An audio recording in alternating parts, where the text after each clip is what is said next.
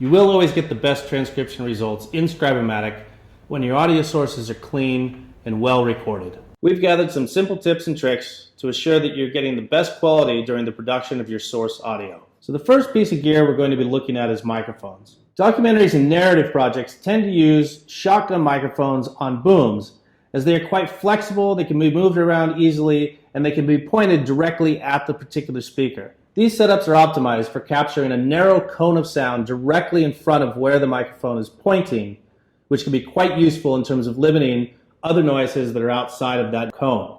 However, they do have a disadvantage in that they usually require a dedicated boom operator as part of the team. A lot of people like to use a desktop microphone such as the Blue Yeti, which can be a good choice if you're a podcaster, you do a lot of tutorials, or if you're sitting around interviewing people at a table. So wireless lavalier mics are quite popular, mostly because they're quite flexible in situations that might change over time. So if you're moving around a scene constantly, you don't want to be worrying about where the microphone wires are dragging, then the wireless lavs can actually be quite helpful because they allow you to be very flexible and move around.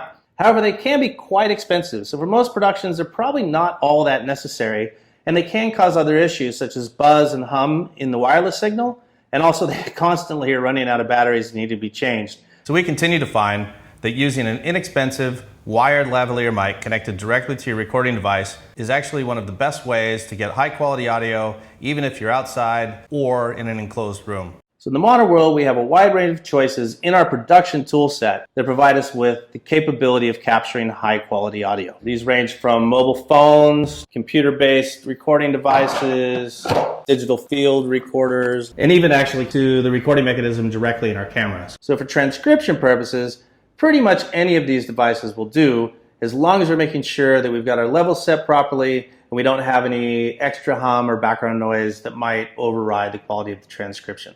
So regardless of which device we're using to record on, if we have the capability, it is ideal to go ahead and record each speaker into their own individual channel. So one microphone per channel. That enables us to separate it out much more easily at the end, and actually will ease the transcription's capability of deciding which speaker is the prevalent one.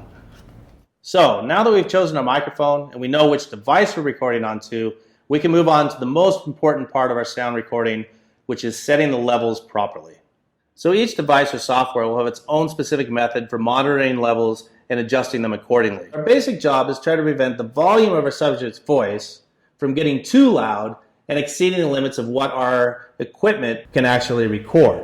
One of the things we need to do is sort of gauge where our subject's volume level is going to fall when they're speaking in a normal tone, when they're a little more subdued, and then when they're getting a little more excited, like laughing or maybe a little bit angry even. So one of the ways that we do that is we want to engage them early on in conversation before we start recording, adjust our recording levels so that their normal tone falls somewhere in between -12 and -2 dB. Really, we're much more concerned about this upper level. Anything down below, we can boost up. So now let's talk about audio formats and a couple of the technical settings that you want to make sure that your devices are using in order to get the best result. That's going to cover the audio file format, the bit rate, and the frequency at which the audio is recorded. So ideally, we want to choose a lossless audio file format, such as WAV or linear PCM, rather than MP3, which actually compresses and throws away a lot of that audio information.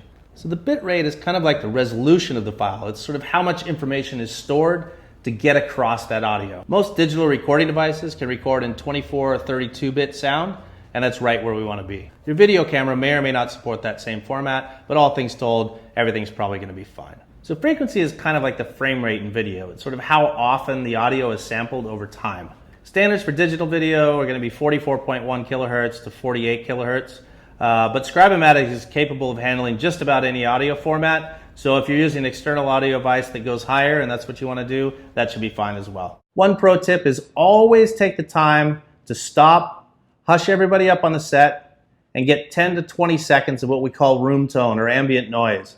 So this can provide a lot of flexibility to fix problems in post-production, because a lot of times there's things that we may not hear in the studio or on location that the equipment picks up. So for each new location and speaker, make sure you reset those levels and always get that 10 to 20 seconds of room tone or ambient noise, as it'll really save you later on. So all in all, if you pay attention to get the settings right on your camera gear and your recording gear, make sure your cables are all in good condition, your batteries are all charged up, and that you test your gear before you start your production, you should be in pretty good shape.